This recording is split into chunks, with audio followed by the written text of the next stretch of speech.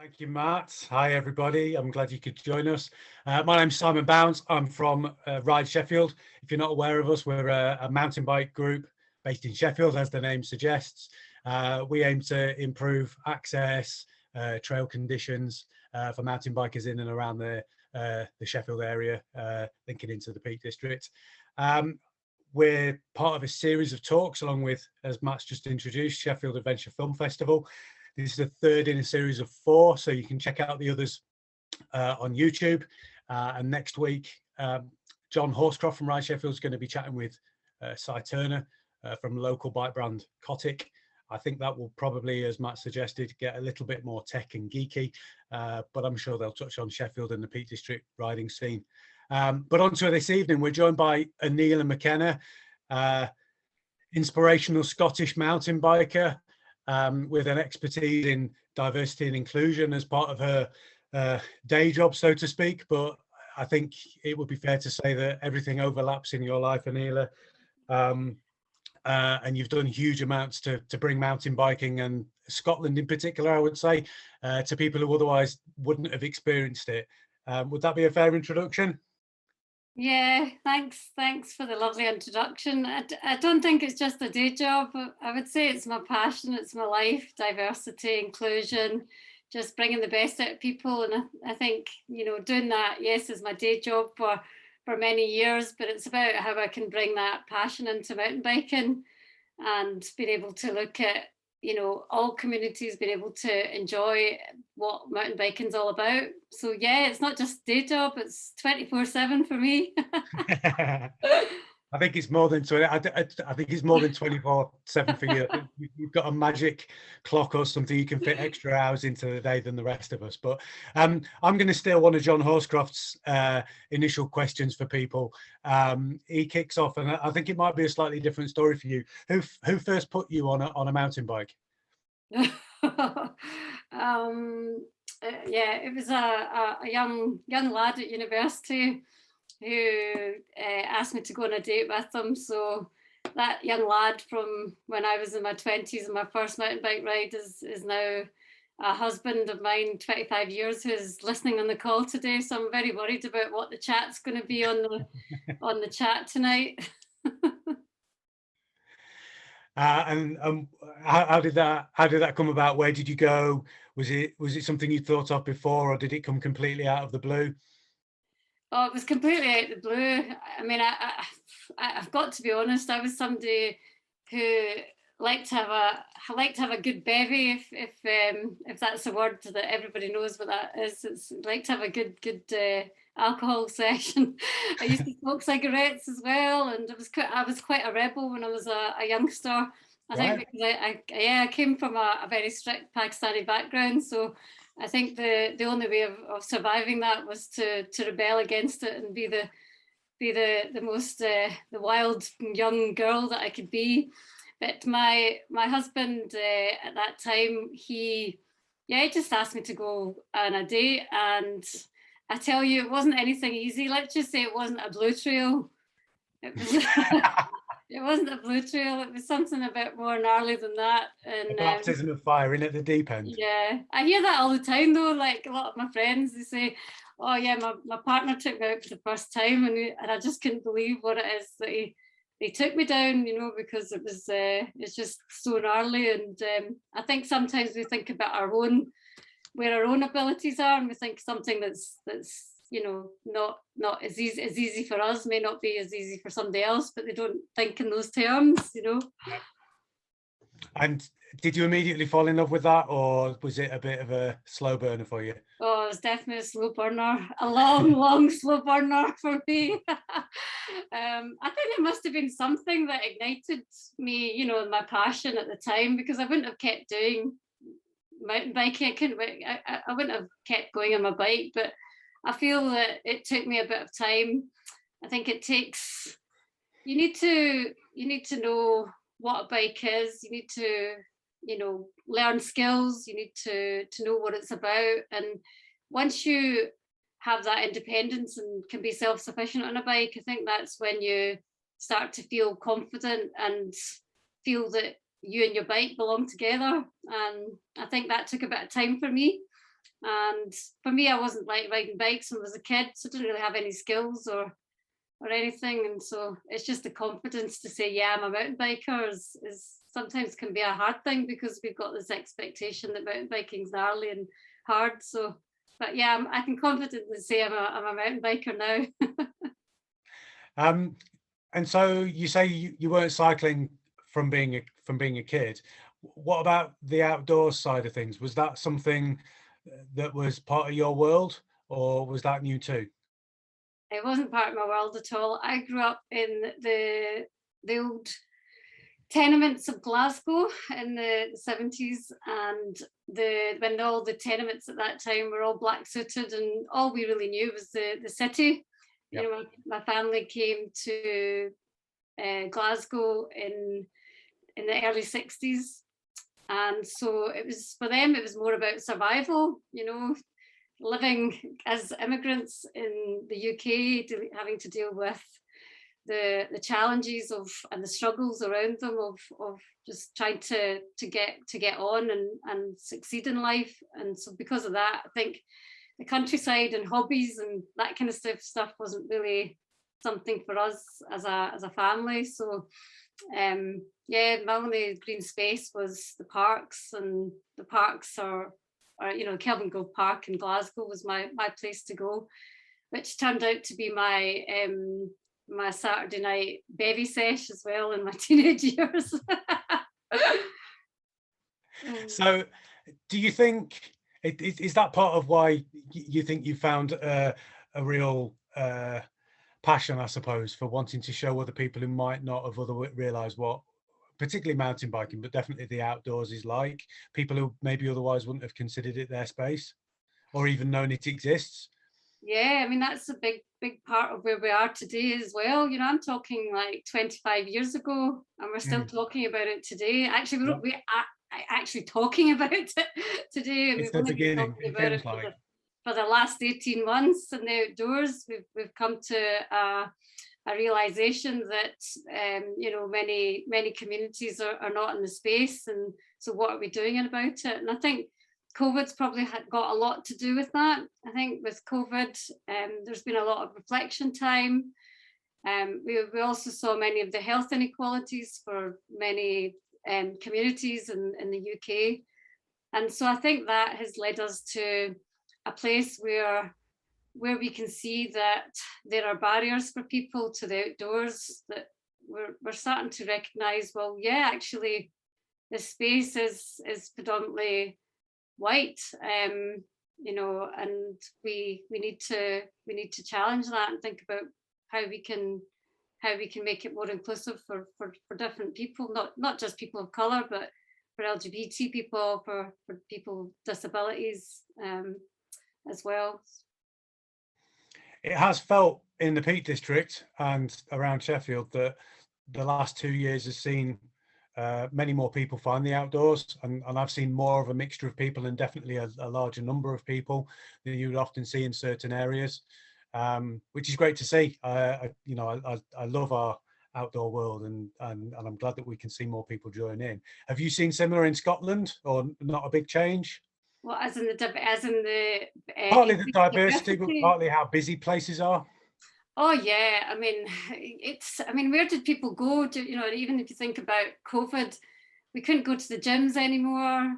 We couldn't go to the swimming pools, and so you can see that, you know, where were we going to get our exercise? And even in my village where I lived, you could see so many more people getting out, just enjoying going for a walk, enjoying being in green space. And I think that has left something for people that, you know, that's not really going to go away. I mean, you'll know from bike sales as well. Bike sales went through the roof last year, didn't they? Eh? When we can get them, but yeah, that's a different and now we can't even get parts for our bikes now. There's like waiting lists of, you know, 12 months, or it's ridiculous. So in Scotland, there's definitely been an increase in people accessing the outdoors for sure. And I don't think that that's going to disappear now. I think the more people engage with it, the more they'll introduce other people to it. So we need to grab this opportunity right now and look at, well, how can we keep these different communities, how can we keep the newbies to join our outdoor sports and to join our outdoor activities.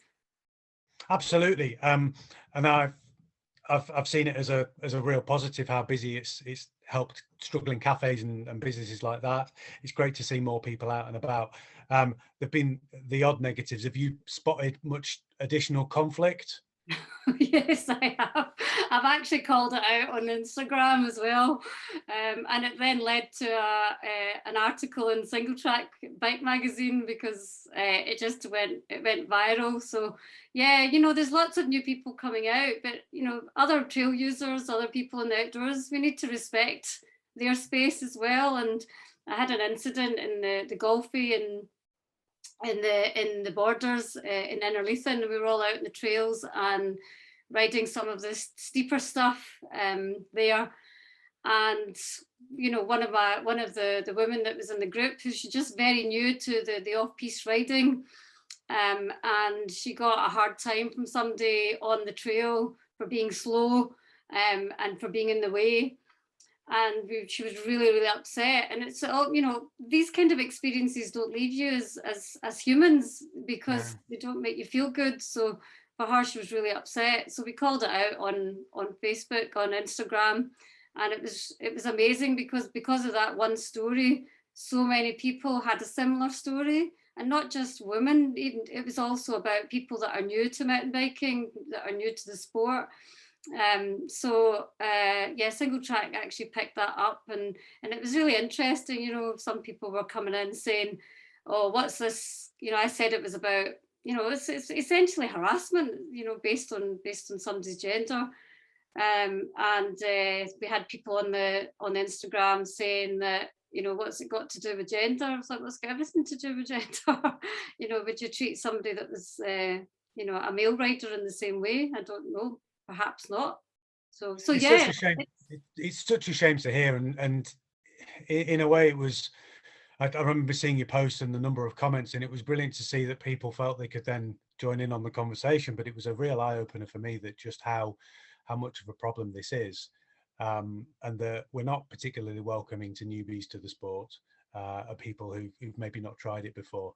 And one of the things I've wondered is around the whole naming of things and calling yourself a cyclist or a mountain biker, and whether that almost scares people off and they think that they've got to have all of the kits, all of the equipment, everything to go with the full outfit, and if they don't own that stuff, are they even going to give it a go? Yeah, I mean, it's interesting because I've even been having those thoughts in my head, you know, when I'm talking about how can we make it more inclusive. Is like mountain biking sometimes the right description, because off-road riding is mountain biking too. You know, and sometimes, like for me personally, being off-road compared to being on a road feels safer. You know, because when I was like in my 20s, I actually got knocked down by a taxi on a junction in Milngavie in Glasgow. And that's really scared me, you know, being on the roads. So yeah, whether how we describe it, I mean, I don't think we should take it away. The sport is the activity is mountain biking, but it's maybe perhaps more the perception of what it is. Well, if you take it sort of a step back, I go mountain biking all the time, but I very rarely ride up something that you would actually call a mountain. That might be different for you, but I'm sort of hill riding, I suppose, if you like. And maybe people off and they think they're going to be leaping down, you know, great big chasms across a rocky crevasse or something. But so tell me a little bit more about Go Where. I'm not sure everyone's going to be aware of what you do there, guiding people, showing folks your local area. Yeah, I mean, we've talked about a lot about diversity inclusion, and you know, that's been a big focus for me over the last 18 months. And my husband, who we both run Go Where Scotland, but that's moving in a different direction because of, you know, the impact of these conversations at the moment around diversity and inclusion. But you know, we started off in 2008 as a mountain bike cycle holiday mountain bike tour business, and we have given hundreds and hundreds of people holidays in Scotland, showing them all the best trails for years, until COVID hit last year. And much of our business is international business, and so we weren't able to deliver what we could last year. But that then gave us the space to look at, well, how can we do things differently? Obviously, we had Black Lives Matter last year and the impact of that. So for Go Where, it's going in a different direction, and it's very exciting as well right now, because yes, we've been in the industry for since 2008.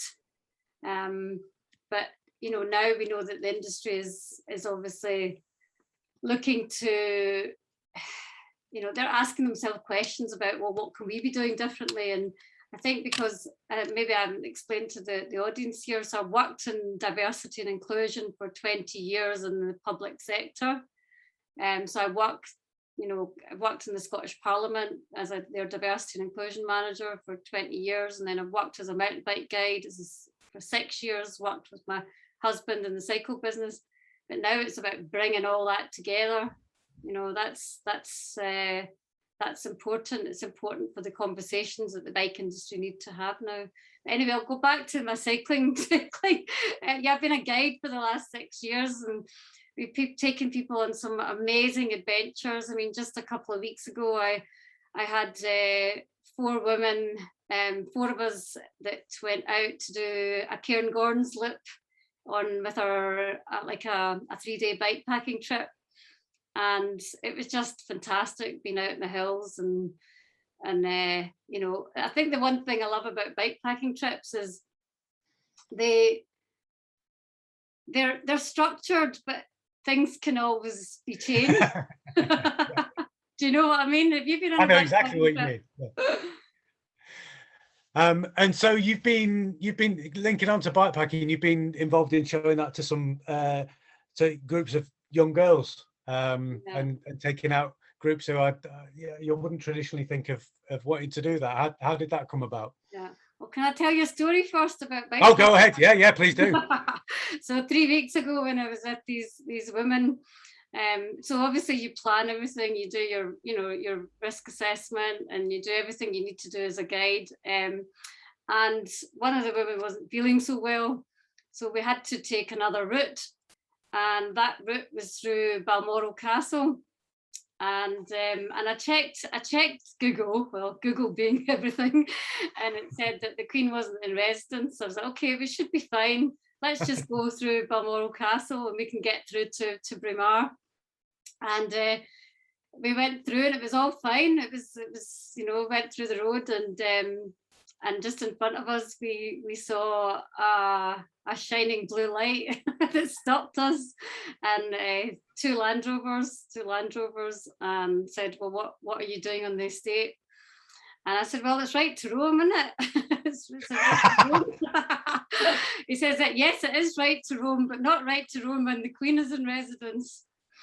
So I don't know what people think about that on the chat today, but it was like, I didn't think the Queen was here at this time. But we then soon discovered the real reason was that someday a royal had to pass us on the road, and it was Prince Andrew the day before he got his papers. Wow. So that was quite an adventure. I didn't expect that to happen on our trip. I know. No matter what you go through in a risk assessment or trying to explore the possibilities, you're not likely to come up with that, are you?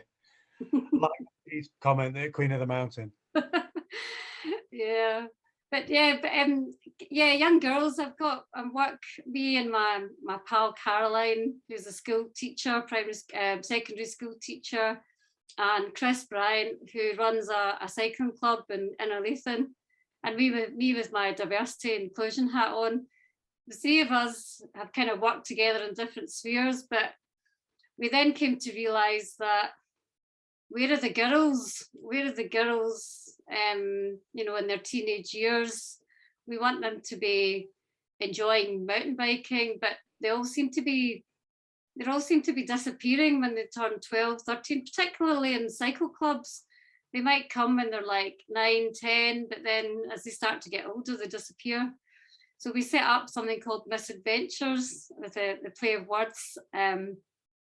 Is to get girls out into the outdoors, having trips, like bothy trips, taking them out to bothies, learning for themselves, how to be self-sufficient, how to look after yourself on the hills, and coming back after a day or two just feeling absolutely full of confidence and feeling like they've conquered the world, which is what we want them to realize about mountain biking is yes, it's the journey, yes, it's the skill of getting there, but it's also the friendship, the social aspect, the community feel, the sense of community between them, that actually maybe there is something to keep participating in this sport, and hopefully we can hold on to them as they get into their late teens. Yeah, it's brilliant. I think it's a side that the female side of the sport tends to get much better, is the social side and the supportive side, rather than I don't know, banter seems to be the word that's used, isn't it? Which essentially just means taking the piss out of your mates, and that can go too far as well. Yeah, absolutely. I mean, it's such a good thing to do. I mean, the last trip, it just went perfectly, except for like 11:30 at night. We had one girl come down the stairs in the bothy and said, "I don't want to be here. I want to go back home." And I was like, we were like, "You're in the middle of nowhere. You're not going home. Sorry, you can't go home." But she was the one the next day. Felt like she was the quiet one, and she was the one that nailed the big hill the next day. So she went home feeling so good with herself. I bet, overcoming when you thought you couldn't. That's amazing. So I kind of interrupted you, and I apologise to everyone. I'm leaping around a little bit, but there's so much to cover here. You were discussing how things would go where we're leading in a slightly different direction over the last 18 months, 2 years. Is that what's led to the new branding, I suppose, alongside things, Mòr Diversity? Yeah, so Mòr Diversity, and also Ride More, that you can see on my sweatshirt here, or my hoodie. And we're going in a direction, where we want to give that support and to facilitate those conversations with the industry about what they could be doing to engage with different communities, how they can think differently as well. Like, just maybe think about, well, how do you operate? How do you work? The traditional ways of doing things, could we perhaps shake it up a bit and look at different ways to invite people into the sport, to encourage them to get involved. So that's what we've been doing over the last 18 months. And I tell you, it's been incredible. The interest, the knowledge that people are seeking right now. But the important thing now is about how you actually, that knowledge then moves to action. And connecting communities. I've been doing a lot of work with different communities online as well. COVID's been really good for that. I think we were lost with not having our friendships, but there's been an incredible number of communities, like the Women of Colour Collective, Women of Colour Cycling Collective. We've just set up another one, that's the Mountain Bike Colour Collective, just to get to make that connection, that brands and the industry know that actually these voices are there, and that because they're there, they're just going to grow even more. So it's important about how we can bring that all together, and that's my job. That's what me and my husband do, is to be able to facilitate that, to empower people in the communities, but also to empower people working in the industry to because at the end of the day, yourself, if you've got a diverse group of people, it's just interesting. It's engaging. It's enriching. To learn from each other, learn different things, perspectives from each other. what's not good about that? Oh, absolutely. And have you found, you're mainly working in the cycling industry or outdoors in general? A little bit of both? A bit of both. I've been working with the Association of Mountaineering Instructors. Been doing a lot of work with them, and which has been fantastic. You can see their journey in the last year has really changed in terms of, you know, I think, don't quote me on this, I might be wrong, but I think they've only got 10% of their leaders are women and 90% are men. And then I don't even know anything. I think people of color, I don't even think we don't even go there because I don't even think it's well represented. I think Kirsty's on the call. She's one of our, there she is. Yeah, one of our leaders. You know, from the ethnic minority community. So she's a real champion in this area. And again, you know, she's trying to elevate and amplify those voices as well to get more people involved.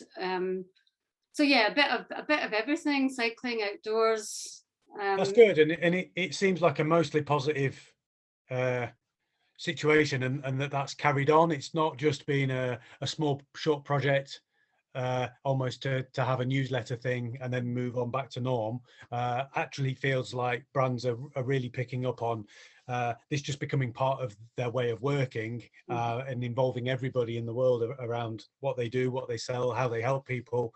Would you say that's fair? Yeah, I mean, absolutely. I mean, just some of the work that I've been doing recently with Endura. Yep. And you know, they've funded some great projects to support us on working with refugees. And you know, last year did a project during COVID to get refugees in Glasgow on bikes, and we managed to get 60 bikes either through donations, or we just went to Decathlon and bought, you know, bikes at like a couple of £100 through funding, and we distributed these out. But now what we're doing is Endura, I've got the Endura Life Cycle Trust, which is a place in just outside Glasgow that has a pump track, it has a dual slalom, it has a trail, it has 13 bikes, it's got helmets. So all I needed to do is get our refugees over there, because I wanted to introduce them to mountain biking, because mountain biking is awesome. It gives us so many good things, you know, that I'm going to be biased, other sports don't. You know, mountain biking it brings us so many wonderful things. So I really wanted to give that opportunity to refugees, and it's just lovely that I'm able to do that with the support of Endura, and I know other brands are doing the same, working with other people. Santa Cruz, Juliana just recently funded 6-7 places for an event that I'm running at the end of the month, where we've got nearly 200 women coming to a big treasure hunt in the forest. And they've funded these places because we've never had women of colour at this event, ever. And so the only way you're going to do that is you say, come on, come and try it, see what it's like. And then they'll tell their friends, they'll tell to their communities. And so for the brands, it's actually a positive thing, because then it potentially increases their market, I suppose. The market, yeah, at the same time. So it's a win-win for everybody. So there's lots of examples around this kind of these initiatives that are taking place. And I know, like, even North by Face have they not just launched a £7 million fund to, you know, to support equality and diversity initiatives across, you know, I don't know if it's globally or across the UK, but I mean, that's just, you wouldn't have heard of that 18 months ago, would you? No, not at all. And we're working with a brand at Ride Sheffield along similar lines, but I'll touch on that again in a bit later. One of your points there actually links into sort of a couple of questions I've seen pop up. So Wahid's point, he's asking, Aneela, how do you influence women of colour to take up cycling when there's a taboo and a view from some in the Asian community that it's not proper for a woman to be on a bike? This was actually a bit of an eye-opener for me. I was at one of the Go On Girls events back at Farmer John's, must be 3 years ago. and just got to, so this was basically a women's only event, and I was doing some mechanics courses and got chatting to some of the girls who got involved. And there's a woman there saying that, you know, from her background, she'd felt really quite scared of going out, heading out into the great outdoors, partly because of the way her family had spoken about that, as though that wasn't something for a woman to be seen doing. And now that she'd realised she could get out, she could ride, she could meet other people, and have a different community to join in with. It's a really interesting point that you're almost up against a historic belief that that's maybe not right. What do you think? Yeah, I mean, for many women from different ethnic minority communities, there are cultural barriers. You know, I was at Cycling UK's women's conference a couple of years ago, and I remember speaking to somebody who is, you know, she has to take her bike put it into the back of her car and then travel somewhere else to go ride her bike, so that her community don't see her doing the thing that she loves. And you know, that's hard to hear, you know. It's yet another barrier, isn't it? Yeah, and you're right, there are cultural barriers. Again, I was helping launch a women of colour cycling group in Glasgow recently, and you know, we talked about some of the cultural barriers, that women aren't supposed to enjoy sport, or young girls aren't meant to be participating in sport. But again, it's this educational piece within the communities as well. You know, it's like you have these voices, some of them are brave enough to actually come out. There's a woman called ShAFF in Glasgow, and she is a real advocate for cycling in the Pakistani community. Mm-hmm. And yes, she's taken some flack from members of that community, but she's also actually enlightened some people, because it shows that actually, you know, you can do this with women together. You can do this as something social, as community. You don't have to wear lycra. No. You know, you can wear your you know, in Pakistan you have the dress, you have like a shirt and a trouser, mm-hmm. and you have your legs covered. Then you know, you can just tuck it in.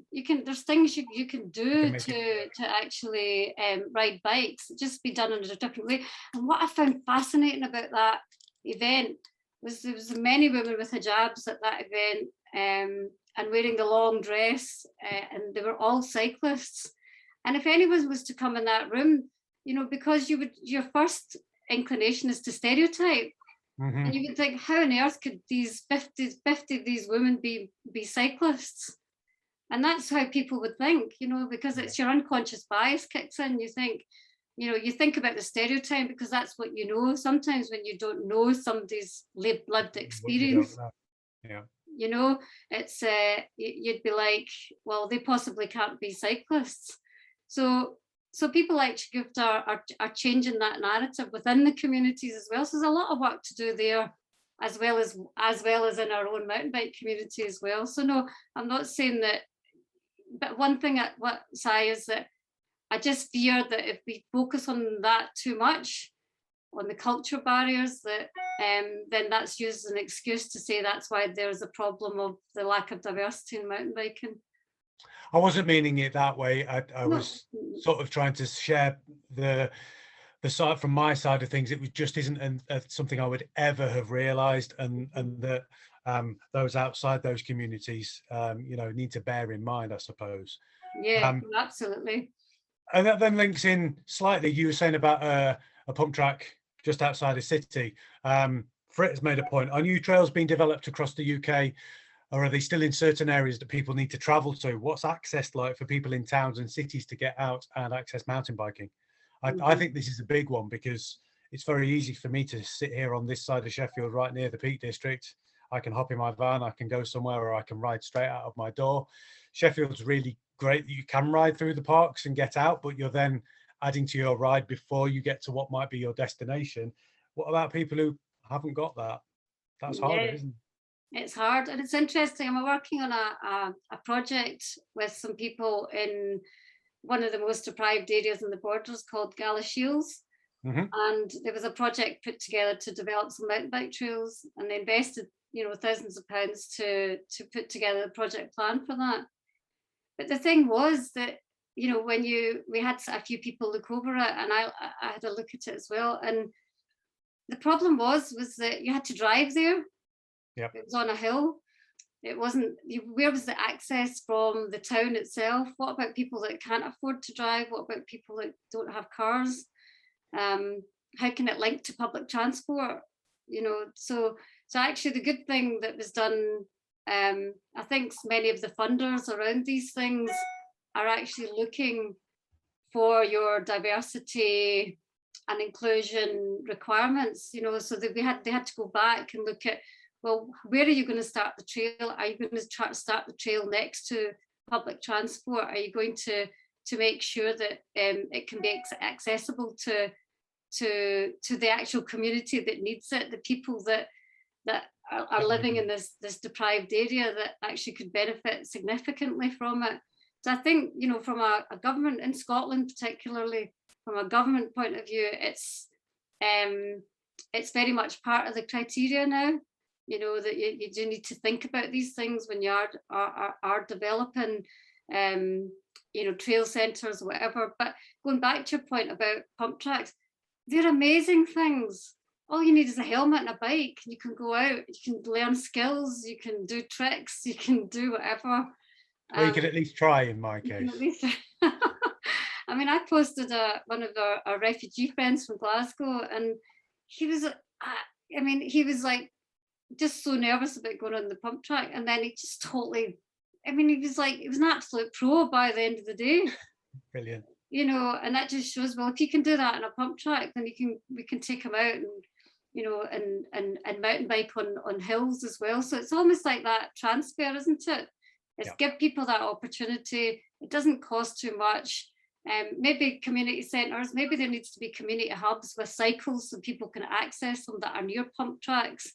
And that's your entry, isn't it? That's your entry in to think about, right, well, if you've got access to this, then maybe there's more opportunities that can be provided elsewhere too. Yeah, I'd hope so. We have a bit of it feels a bit like a tradition of the trail centre gets built on the Forestry Commission land, and they put a big main road. And I'm not saying that they're not amazing and they don't have their place, but there can be more of that in city centres nearby, or with links where people can get to it more easily. And the point about bike borrowing, loans, all of that kind of stuff, that would be amazing. Again, if the industry could maybe make enough, that might help. But so next month, we touched on it in Matt's introduction, the Kendal Film Festival. We're going to see a new film from you and Andy. What can you tell me about that? It sounds like a great story. Yeah, it's interesting, Si, because I've not really described it in words yet. No. It's taken us many months to film, and it's been very difficult to film as well, because it's a personal journey. It's a personal journey about me and my husband, and it's my husband and a friend, Aneela McKenna, who've actually produced and directed the film. And it's a personal journey about challenges that I've faced in life, some difficulties that I've faced in life around discrimination at work and the impact that's had on me. And it's telling that story about a journey that me and my husband have been on, having to go through that, having to endure, that for a part of our lives, but being able to come out of it and actually do something good as a result of it. I kind of find it hard to talk about. It's Andy's on the call right now, my husband. He's probably better at describing it than me. But yeah, it's a personal journey, and the whole point about the film is about trying to open a conversation about racism about discrimination and bringing that into the world of mountain biking as well.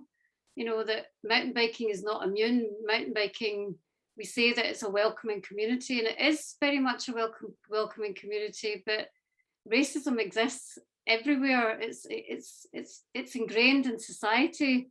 We have barriers. We are excluded from participating in education and employment. Mountain biking is the same, and it's trying to educate people and get people to understand, well, what does discrimination feel like?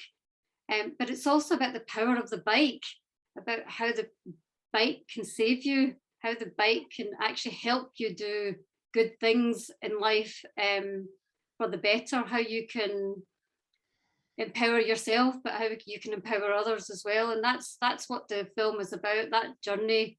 And the film takes place in the Hebrides, and it tells that journey from a point at which, yes, discrimination took place, but what did we do as a result of that happening? And by challenging it, how we were able to empower others and empower ourselves to go on and do more to call it out and address racism and what it does to us, and tell that story to people that may not understand what discrimination feels like. I think that's the key point. I mean, it sounds like a really moving and obviously very personal story for you two. And it's very easy to say that, you know, cycling, mountain biking isn't racist. If you've never seen it, never been it, never experienced it, that doesn't mean it doesn't exist. It's great that, you know, you're willing to put something together and talk about that. I really hope it can be taken as it's meant, and a lot of learning come from it. It sounds really moving. I'm nervous about it, but I'm also being brave about it. You know, we used Phil Young's on the call. He uses this word, you know, being brave, being bold, having these bold conversations. And so, you know, I've got to be resilient through this as well. That I'm nervous telling the story, but at the same time, somebody's got to do. We've got to do it. Somebody's got to tell these stories, because that's the only way that we're going to change. And I know a lot of people that are on the call tonight are working just as hard as myself to change the narrative. And the only reason we're doing it is because we love our sports, we love the outdoors, and this should be an opportunity for everybody to be part of. Absolutely, and thank you for that. It's a really difficult one, and as I say, I really hope it leads to some. They're going to be difficult conversations for sure, but they're absolutely vital conversations for us to be having as cyclists, as mountain bikers, as groups who are involved with it, as brands, as distributors, as everybody involved in the industry. We don't know the problems that other people are having, and it's a shame it takes this sort of thing to have to be put together. But I'm looking forward to seeing that, and as I say, learning from it. To touch on a slightly different side of things, and coming back a little bit to brands, because I think some brands are doing a really good job, some brands are doing a slightly lesser job, and I wonder whether they're perhaps a little bit scared to have some of these conversations, and feeling that just because, as they see it, their culture, their background, they enjoy mountain biking, do they perhaps feel uncomfortable pushing that onto communities that otherwise haven't tried it, and how they're best to open a conversation perhaps? Would you say there are brands who've done that better? Anyone in particular, or? Yeah, I think it's a good question. I think everybody's on a different stage of their journey. I think some brands are doing more than others, and I also think that some are afraid to have the conversations, but they want to. They're curious. They're at a stage where they want to learn. They want to know what they can do to make a difference. So yeah, they're all on a different part of the journey. Obviously, I've been working with Juliana Bikes, and they gave me the opportunity to, when Black Lives Matter hit. I mean, I'm also an ambassador for Juliana, and they gave me the space as an ambassador to talk about Black Lives Matter. Last June, which was incredible. And I think one of the things that I know with brands, if they're fearful to have the conversations. So one, that's my job. That's what I'm trying to do in our business is to help facilitate those conversations, to help them move towards a direction where they recognize that if they all are going to have the same conversations with the same people all the time, which are like themselves, then nothing is ever going to move forwards. Yeah. So it's about actually, how do you diversify the voices? How do you diversify the perspectives? Because that in itself can only be a good thing for businesses. I talk about that all the time in my work. It's good for business. Diversity is good for business, because if you have that diversity, it brings creativity, it brings innovation. So it can lead to good things if you have different perspectives around the table. But unfortunately, with many brands, we don't have those different voices around the table. And so they need to look at themselves, not just engaging with communities, and that's an important part of it, but they also need to look at themselves and question, well, how do we do things? Where do we get our ideas from? And what can we do to diversify our own internal ways of working? And once you nail that, then that opens up a whole new conversation about engaging with communities. And yes, we can put funds out there, we can work with grassroots groups, but is that actually going to change the brand itself? So there are lots of steps being taken, I was talking about Endura. I know Patagonia with Phil Young did the Outsiders Summit, bringing together people of colour to have the conversation with governing bodies. So, money is being invested in not just about just doing an event, but actually some meaningful outcome from it, that leads them to do more. So yeah, some brands are doing more than others, but we need to get them on a place where they feel comfortable. And the thing about having these fearful conversations, you have to take risks, and those risks might mean you might lose some people along the way, and that might be too uncomfortable for. Sorry, how do you mean? You might lose some people along the way. Sorry. People who disagree with that attitude. Yeah. You mean? Yeah. Well, that's and we've seen it on the. We've seen it. We don't want them, so. We see it on Instagram. We see it in Facebook. We see the horrible, prejudiced, bigoted views that come out. Yep. That is really upsetting, particularly to the.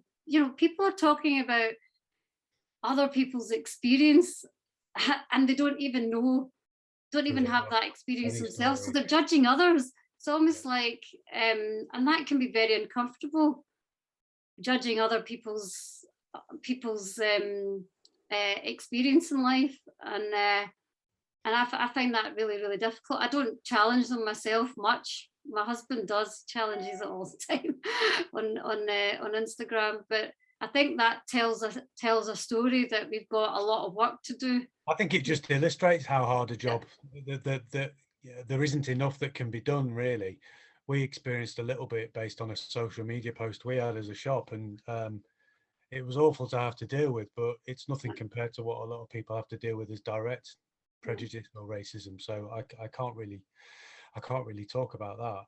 And what about the press? It feels like we're really starting to see a little bit of a turning point in some of the press, with more open conversations than just, here's a bike review, they bought a big advert, so it's 9 out of 10, and the usual trail guides and stuff. And we're seeing some more interesting discussions around advocacy groups, for want of a better phrase, like ourselves, and community groups and things like that. We had MBR with a a whole issue basically written by women. That was brilliant to see. I had a lot of Sheffield representation there too, which was nice.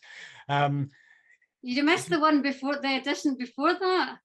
Say again, sorry. You missed the MBR edition before that. Is that the one with the article with you? Yeah, that was so awesome. Honestly, I was just like, I was coming to that, but I just said it myself. I think it was so incredible that Danny Milner from MBR gave me that space, and Julia Hobson that space to do that. That was brave, and we talk about being brave and bold. That was just awesome.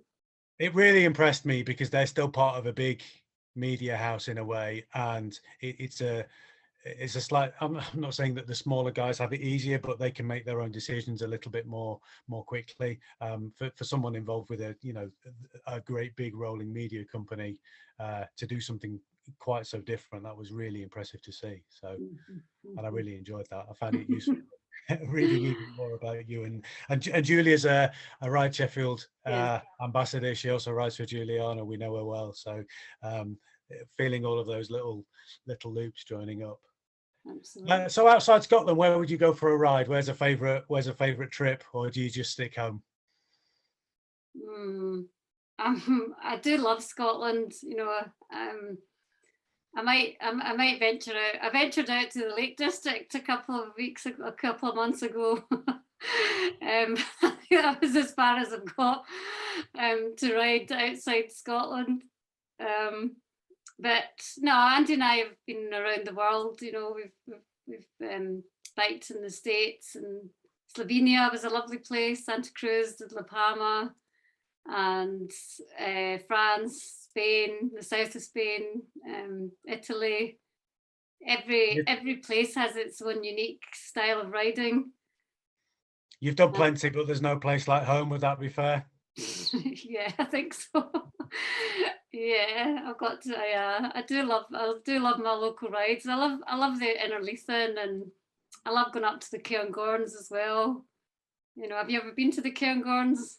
No, I had a trip planned with Julia, and that's been COVID delayed, shall we say, but it's on the list. Yes, it sounds very much like my kind of riding. Less berms and jumps and more big rocks and great views. That's more my kind of thing. So I think I like the journey. I think that's the thing I like most. And when Andy and I went to Slovenia to ride, we no, actually it wasn't Slovenia, it was Sicily, and we just took our bike packing bags and went over for a week.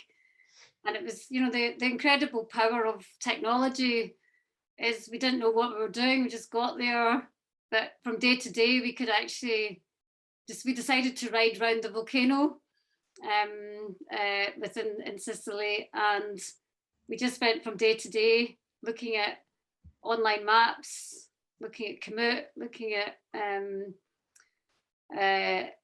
Airbnb, just to try and figure out where we were going to go from day to day. And that's the kind of riding I love the most, is not knowing what you're going to do, but just sort of putting the pieces together as a journey, and that sense of achievement when you get to the end, that you think, wow, we did it, And it's the journey that makes up that story, isn't it? The sort of the whole trip overall. Mm-hmm. Mm-hmm. Oh yeah, absolutely. The journey is the most important thing to me. So I see, and my husband's been he's giving me like messages on the chat. And I think I'm sure he'd, I think I would like to say if it's okay just to go back to the film. Oh, absolutely, yeah. As one of the examples actually around how brands can actually support this agenda, as they've given us the opportunity and the space to tell our story. And I think you were asking me a story about the press earlier. Mm-hmm. And storytelling is a huge part of all of us. Yep. So it's about being able to seek out those voices and tell people's stories, because once people can be very educated from that, but actually, you can learn so much. And one of the things that it starts to do is it just breaks the traditions or of what we think is mountain biking. Yep. You know, so I think the press is doing that, and it's doing that well. But I think the one thing that just concerns me is it needs to be sustainable. Mm-hmm.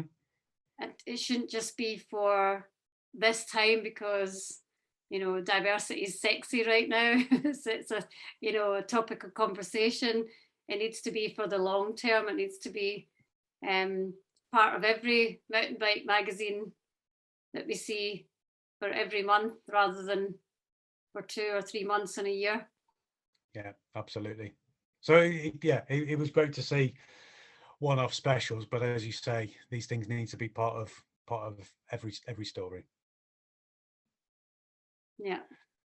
Great. I'd like to put it back to the audience. If you've got any further questions to add in, please type away and we'll try and pull those in too. I'd like to touch on some bits that we're looking at with Ride Sheffield and what we're trying to do to improve diversity and inclusion in the city, and maybe put a few questions to you. But we've got one from Anna here. Oh yeah, that's a good point.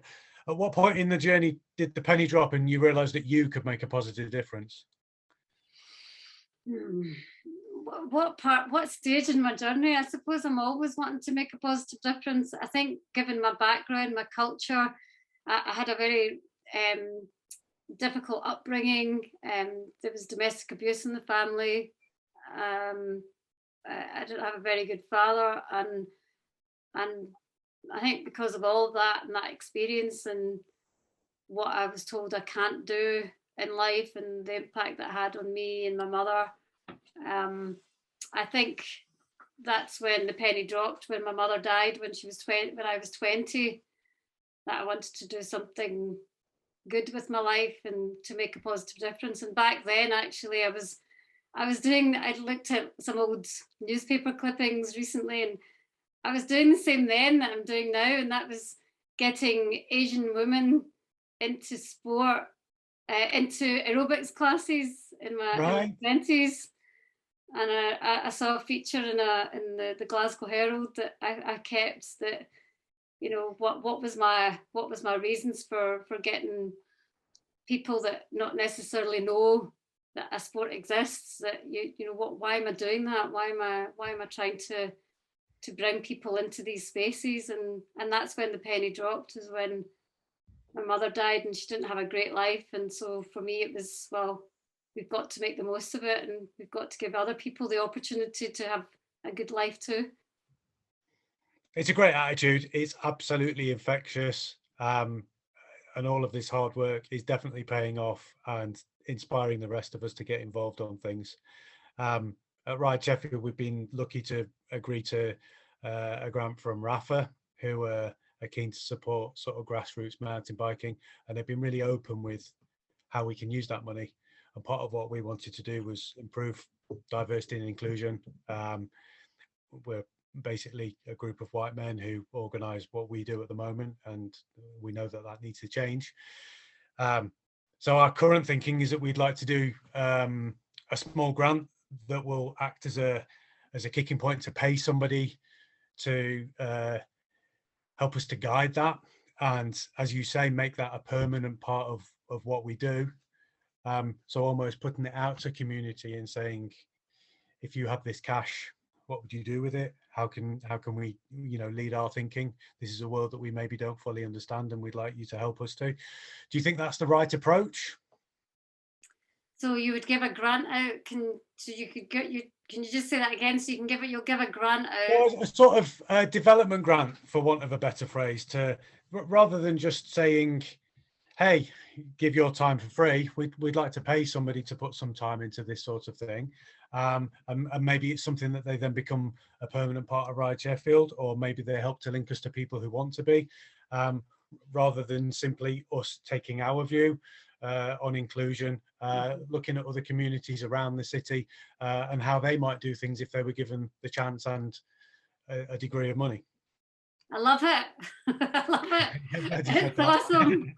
That's so good. Honestly, it's even like, because yourselves, you know, you're not like a big, huge organization. So even just for you to be doing that, it shows that you're leading by example as well, and hopefully others will follow, and even other community organizations that maybe don't have that diversity that are within the cycling world can learn from that. So no, I think it's awesome, and as you say, it's building up in those other voices, but it's also known those intersections as well. I don't know if Freet's on the call, who's doing Glide for Pride at the moment. She's doing a crowdfunder around trans people's voices, and Yep. And it's just important that we think about those intersections as well when we're doing this work, which is really important. So yeah, put that in your brief. Absolutely. Yeah, it's very, very early stages right now, which is why it's not something we've been public with yet. So it was just too obvious a point to not at least discuss with you. So I'm really glad to hear that you're supportive of that. Phil's asked a question. Phil, we have to congratulate Phil. He has just become a member of the North Base, I don't know what it's called, Exploratory Funding Council. You can put it in the chat, Phil, and tell us what it's about. But basically, the exact name of that, Phil. It was it's that £7 million fund. Right, yes.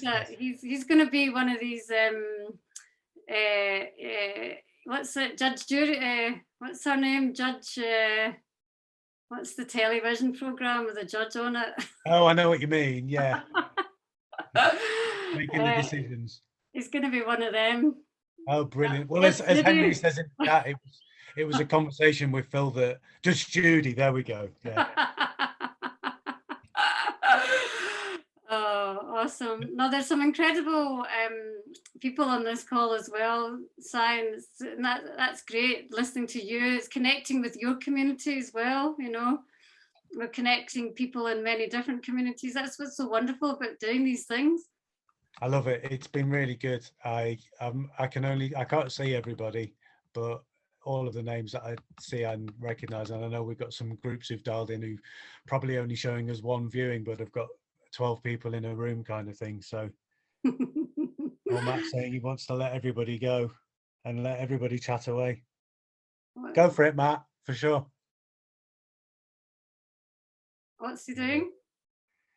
Matt was suggesting changing the settings so people can unmute themselves and contribute. I think that's a great idea. We've clearly got a few questions, and if you're okay to carry on for a bit, Aneela, I'm more than keen to. I'm absolutely fine, yeah. Brilliant, thank you. So I'll let Matt do a little bit with that. I did have another point I just thought of. And it's named off my head. Just 1 second. Yeah. Oh yeah, to link to your involvement in Tweed Valley Trails Association. I think that has some parallels with Ride Sheffield. We've recently been awarded a pay dirt grant. Yes, I have. We're going to be using to fund some our trail team, basically people who are going to come and help us out on dig days rather than me and Henry trying to do it all. You guys also recently had a grant, and I believe you finished the work. Is that right? Yes, it took us 2 years to get this project done. I tell you, I just wanted to pull my hair out because it was. I mean, it's just trying to get all the right paperwork in place, have the right conversations with the landowner, and it was just amazing to actually do this work. So, you know, the Tweed Valley Trails Association is an advocacy group for people who don't know, similar to Ride Sheffield, and it's about improving and maintaining the trail network in the Tweed Valley. And it's about, you know, sustainability and just making sure that our trails are safe and enjoyable for everyone. And we got money from pay dirt from Santa Cruz to actually fix this climb that was once an old drove road, right, from hundreds of years ago. And because of the mountain bikers, it's actually eroded significantly because now a 2-3 meter road has now become 6-7 meters in length and width, in width, and you have to go through the trees to get through back onto the path. So they give us money to get diggers up there, and it's just awesome to see the end result. So if anybody wants to see any of the pictures, you can look on the TVTA web Facebook page. And yeah, I'm leaving the TVTA though this year. Oh no. No, I was one of the You don't ones, have infinite time. I was one of the ones that set it up with Neil Carnegie and Chris Ball from EWS. But as you say, I've got too many things going on. I need to. You got to draw the line somewhere, and it's been an amazing group to follow. And as you say, many parallels with Ride Sheffield. We've had plenty of conversations, and I think learned from each other on that. With the Climb project, did you find that a bit of a hard sell to local riders? Were people would they perhaps have thought, oh, you've got some money, why not build us another descent? Or was it quite well received? Well, the whole point why we did it was because we thought this is our opportunity to actually engage other communities as well. So we made it a multi-user path. So we had actually three proposals put to us. We had a gnarly climb, we had a kind of in-between climb, and then we had a wide, path. And we decided to go with the wide path because we thought that would, everybody would be happy with that. So yeah, we've had the odd, why have you taken the climb away? I've enjoyed that comments, but the majority have been very, very supportive. We've been very, very lucky. But then, that's years of work, isn't it? We started in 2017. The conversations that I was part of started in 2015. So to think that was our first piece of work with diggers is quite an achievement. Not just hand dug volunteer work, but this was our opportunity to actually bring diggers in and do some amazing work. Some major work, yeah. A brilliant one, absolutely brilliant to see. British Cycling and Cycling UK. I sometimes feel like the two groups don't quite know which bits they want to represent, but they both seem quite keen on diversity and inclusion. You can't ask me that. Say again? You can't ask me that. No, I'm trying to lead into how things are going. You're what, 8 months down the line with that? British Cycling? British Cycling, yeah. They've just launched a national strategy, and I'm a co-chair of the Diversity and Inclusion and Equality Advisory Group. Is that what you're talking about? Or? Indeed, yes. Yeah. So I've been on that for nearly a year now. Oh, is it that long? Wow. Yeah, it's been long, and again, there's a strong group of people that are there to be to challenge in a respectful way and to help them. It's almost like we were talking about earlier around having those diverse voices, because they themselves are not diverse as a workforce. Then they're not, their thinking needs to come from others to help influence them and bring about change. So that group has been supporting them through this journey, and I've got this role for 3 years, so I've got an opportunity to influence change, and they've done some good things already. They've got some sponsorships, some scholarships, and some bursaries for underrepresented groups that people can apply for. And I know that even if you are interested in becoming a mountain bike guide or a mountain bike coach, that if you did go to your regional branch of British Cycling, that they may even pay for it, but in return you are expected to run X number of guided rides. Mm-hmm. So they're changing their thinking, but it's within a huge bureaucracy, and that is going to be hard to beat. So there's a lot of work to do, but at the same time we can only chip away and make the changes that we can, bit by bit, because it's a big machine, isn't it? British Cycling. Huge machine, and huge machine. It'll take a there's phrases about trying to change the direction of an oil tanker and that kind of thing. It's not easy, but at least it's a start. It was really positive to see. I was just interested to hear your thoughts on that. If anybody's got any questions or wants to, not all at once, but unmute themselves and ask away, or I'll have a quick check in the chat as well. I think a few people have gone. Oh, it's you. No, everybody's quiet. I'll take your silence as a no then. Ishmael, yes, we can. There's plenty of contact details available on various websites and things. We can share ways of getting in touch with Aneela. Absolutely. I just have a quick scroll up. Sorry, everyone. I think we've caught it all. I like what Henry said. We're currently at the hair tearing stage, and between us, Si and I don't have much left. No comment at all. You might be able to see my dad and his little caricature. You can see where it comes from. So,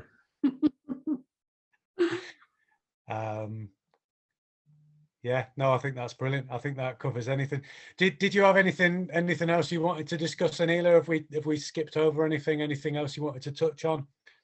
No, I think it's just been fantastic, and it's been great to see a lovely group of people on the call as well, and lots of questions. I hope we've answered them all. But just thank you very much for giving me this opportunity, and I was really chuffed that you asked me to come on. So thank you. Oh, we were chuffed that you said yes. So thank you so much for giving us your time. Touching on some difficult subjects, some subjects you're often asked to be the spokesperson for, and it's very much appreciated. It helps us all to understand a little bit more about you and your world and other people's worlds, and how we can all discuss things better. So both Aneela and I have agreed that any donations people make, whether that's now or whether you're watching the YouTube, any donations you make will go straight to Ride Sheffield. It all goes to trails and riding, and everyone's going to benefit from that. So we'd very much love that. I'm going to pass back to Matt at ShAFF now and say goodbye.